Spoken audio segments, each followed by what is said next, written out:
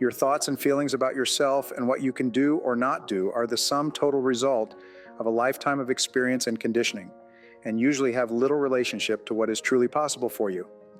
In personal development, there is a principle or a law of becoming that simply says that each person is in a continual process of becoming or evolving and growing in the direction of his or her dominant thoughts. Your body is also in a state of becoming at a normal rate of cell death and replenishment. You have a brand new body every 7 years. But whereas your physical evolution in becoming is affected by the food that you put into your body, your mental evolution and becoming are largely determined by the thoughts that you put into your mind. The law of concentration says that anything you dwell upon grows in your reality. Anything that you think about long enough and hard enough eventually becomes a part of your mental processes, exerting its influence and power on your attitude and your behavior. If you constantly think thoughts of boldness and courage and self-assertion, you become progressively bolder and more courageous and more self-assertive. The more you dwell on the person you would like to be with the qualities that you would like to have, the more you implant those deep into your subconscious mind where they become part of your ongoing evolution. What you habitually think about eventually becomes a part of your character and your personality. In this sense, you are a self-made man or woman. You are where you are and what you are because of the thoughts that you have allowed to preoccupy your mind. Whatever you have dwelled upon over the past months and years, you have become. And you are right now, today, the result of all those thoughts. Not only have you made yourself into the person you are today, but you're continuing with the job of construction with every thought you think. Since this is an unavoidable fact of life, the smartest thing that you can do is persistently think the thoughts that are consistent with the kind of person you would like to be. However, for most people, thinking the thoughts that they would like to think about to become the person they would like to be is too big a leap. Most people continue to think about and talk about exactly what they don't want to happen, and then they are constantly amazed that exactly what they were hoping to avoid happens to them again and again. One of the most profound discoveries in all of human history is that thought is creative. Thoughts held in mind produce after their kind. Like begets like. Your thoughts become your realities. You do become what you think about most of the time. You cannot harbor one kind of thought and experience a different kind of existence. This law of cause and effect works perfectly everywhere and always for everyone. The development of unshakable self-confidence, therefore, begins with you taking full, complete, systematic, and purposeful control over the contents of your conscious mind. Disciplining yourself to think consistently about only the things that you desire and to resolutely keep your mind off of the things that you fear. All of life is from the inside out. It is from the inner to the outer. The law of correspondence, perhaps one of the most important of all the mental laws, says that your outer world will be a reflection of your inner world. What you see on the outside is largely a reflection of what is going on inside of you. This is not only true for you, it is true for everyone around you. Many times we see people who seem to be very nice and pleasant on the outside, but who seem to have continuous problems in their personal and business lives. We wonder how these unhappy things happen to such nice people. The unavoidable fact is that, with few exceptions, most of what a person experiences in his or her outer life corresponds exactly to something that is going on in their inner life, something which you seldom know. And it cannot be otherwise. True happiness and success come from living your life in harmony with the laws that govern your being. Yeah, even though these laws are invisible, they are like the law of gravity, which is also invisible, but is to be violated only at your own peril. Happy people are those who obey and follow the laws of nature and live their lives consistent with those laws. If you want to enjoy self-confidence on the outside, you must practice complete integrity on the inside. The foundation of self-confidence is for you to live your life consistent with your innermost values and principles while thinking and acting in harmony with your highest aspirations.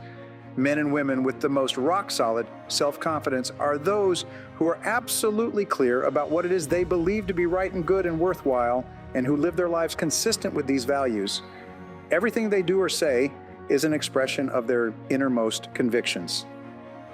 Your whole world can fall down around you, but as long as you know that you are doing the right thing, you will have a deep inner sense of calm that will manifest itself in an attitude of confidence and self-assurance in any situation. You'll have many ups and downs in life, but what is most important is that you remain true to yourself. And then, as Shakespeare said, thou canst not then be false to any man. The starting point of developing high levels of self-confidence and becoming a superior human being is for you to think through and decide upon your values. Superior men and women are those who have taken the time to decide clearly what it is they believe in and in what order, and they have then organized their lives so that everything that they do reflects those values. Recently, I addressed about 150 members of the national sales force of a very successful company. This company had started from an idea and had grown very rapidly in an extremely competitive market, and the company was very profitable. All the people at the meeting were remarkably positive and upbeat and had a special quality of goodness about them. When I commented on this, the president of the company showed me the value statement that the executives of the company had worked out before they'd begun operations. There were 2 pages of values and principles, which were given to everyone in the company when they began. These 2 pages have been subsequently reduced onto plasticized cards that each person could carry in their wallet or purse. The president told me an interesting story. He said that whenever 2 or more people in the company were wrestling with a decision of any kind, even over the telephone, they would pull out their plasticized cards describing the corporate values. They would then review the values together, one by one, and compare the various options available to them with each value. Whatever decision they finally made would always stand the values test without question. In a recent study covering 25 years of business history, the researchers found that the companies that had very clear written values to which everyone in the company ascribed had earned an average of 700% greater profit over the 25 years than other companies in the same industries that did not have written codes of values. As within, so without. Whenever I conduct a strategic planning exercise for a corporation, the executives of the corporation always select integrity as their highest value and most important organizing principle for the entire corporation. In my experience, almost every corporation will select the value of integrity as one of their foremost organizing principles. Now, the word integrity, according to the dictionary, means perfect, undivided, complete, unified, a single whole without blemish or fault. It's a fine value to choose. This is a good choice. But in reality, integrity is more than a value. It is the one value of mine that assures or guarantees all the other values that you select. The economic and personal results of individuals and corporations with clear values always tend to be far superior to those of companies and individuals whose values are vague or unclear. Your starting point toward higher self-confidence and personal greatness is to, first of all, clarify your values for yourself. It is for you to decide for yourself the values that you believe in. What do you stand for? And even more, what will you not stand for? What values do you espouse that you are willing to sacrifice for? What values would you pay for or sweat for, or maybe even die for? Do you value your family, your God, your health, your work, or career? Do you value principles such as freedom, liberty, compassion for the less fortunate, or reverence for life? Do you believe in honesty, truth, sincerity, hard work, and success? Whatever your values are, think them through and write them down. A useful exercise is for you to think of the men and women, living and dead, whom you most admire. What qualities or attributes of these people do you consider the most important? If you could be like any one of these people, which of their qualities would you most want to emulate when you look around you at the people you admire? What qualities of these people do you consider to be the most important? What qualities do you look for in your friends and associates when you're trying to decide whether or not to become deeply involved with them? What do you think are the fundamental qualities or values that underlie business and personal relationships? What are your values? When you select a value, if it's to be one of your values at all, it becomes invaluable. Either it is a fixed value and you live every part of your life consistent with it, or it is not one of your values. You cannot have a value when it is convenient and put it aside where it is not convenient. You cannot have a little bit of integrity. It must be all or nothing. The act of selecting your values is also the act of clearly stating to yourself and sometimes to others exactly how you will live your life from this moment forward. Once you have selected a value and you have declared it to be one of your unifying principles, you're in effect saying that this is something upon which you will never compromise. And your level of adherence to the values that you have personally selected is the real measure of your character, your true quality as a human being. Unshakable self-confidence comes from unshakable commitment to your values. When deep down inside yourself, you know that you will never violate your highest principles, you experience a deep sense of personal power that enables you to deal openly and honestly and with complete self-confidence in almost every human situation. If you're having any difficulty in clarifying your values, a very helpful exercise is to take some time to write out your own obituary or eulogy. Imagine that everyone you know and care about is gathered at your funeral to pay their last respects. The minister reads your eulogy to this assembly of people, and in it, he describes the person you became over the course of your lifetime. He describes not only what you accomplished and what you contributed to the lives of others, but he reads out the virtues, values, and qualities that you were known for by the people around you. This obituary can become your vision of the kind of person you wish to be and the kind of values that you wish to live by. No one is perfect, and we all have a long way to go in living our lives consistent with our highest values. But the very exercise of writing out your obituary will exert a powerful influence on everything that you do thereafter, both consciously and unconsciously. You will be drawn toward living and acting more and more like the person you described in that final testament. Once you've decided upon your values, your work is not over. Now you have to organize your values by priority. You have to decide which value is more important and which value is less important. If you wrote out each of your values on small squares of paper and then you had to throw away all the squares but one, which one would you keep? This then becomes your foremost value, the one that takes precedence over all the others. Which would be your second most important value, your third, your fourth, and so on. Your order of priority is extremely important in determining the kind of person you are and the kind of life you live. Many people organize their values with number 1 being God, number 2 being their family, number 3 being their health, number 4 being their career, and perhaps number 5 being success. A person with this order of values is saying that when push comes to shove, I will always favor the higher order value over the lower order value. If your family comes before your health or your work, you would always sacrifice your health or your work for the well-being of your family. If your order of values was changed and your work or financial success came before your health, you would be saying that you would sacrifice your health if that was necessary to get ahead in your career. I've known businessmen who put career success ahead of their families in their order of priority. When they had to choose one or the other, they regularly chose their work over spending time with their spouse and children. And as a result, both the marriages and the careers have run into serious trouble. Selecting your values and then putting them in order of importance actually creates a mental and emotional structure that enables you to make better decisions and choices in every area of your life. The principle of integrity or adherence to your values seems to be a law of the universe. Whenever you violate or compromise your integrity for anything, there seems to be a great power or force of retribution that will not allow you to get away with it. Integrity seems to be an absolute requirement for successful human living. A failing in integrity or compromising your values not only seems to bring about a punishment that fits the crime, whether it's in business, politics, or personal life, but it seems to create a high level of stress, unhappiness, and inner turmoil in the life of the individual. This need for absolute integrity seems to require that you live in truth with all people and under all circumstances. Living in truth means that you never live a lie. It means that you never compromise your integrity for the sake of a job, money, or a relationship.